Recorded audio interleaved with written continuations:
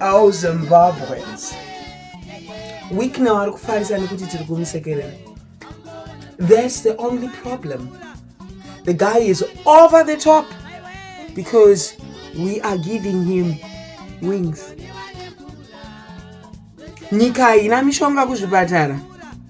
Anobuda achiflasha mota achiti ari kupa mapostori. Pabuda evidence iri kuratidza kuti he is looting with the money of the country. And of course we know who is sending him. Vamunangagwa. So it might be scary for us kuti tisaendere kuna Amunangagwa, kuti tinoti Amunangagwa, can you get off that chair because we don't want you anymore. But we can start somewhere. For example, Dhokas. Dhokas munhu wezanu, by the way, she has a transport company. Ane company yemabhazi. That tender iri kuita kuti company iyoyo ifai akaipiwa neZanu PF. So she's a beneficiary of Musangano. So we start by just small fires. For example, on the ground. Mukaona Dhokas achiimba kushow, tema ine Nematombo.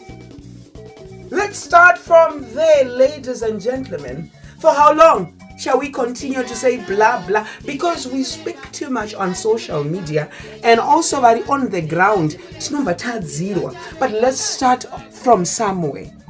Dhokas, kungomuona achikwira pa stage. Tema ine Nematombo. Message ishike kuna chivayo osvitsa message kuna boss wake Munangagwa kuti we are not happy at all.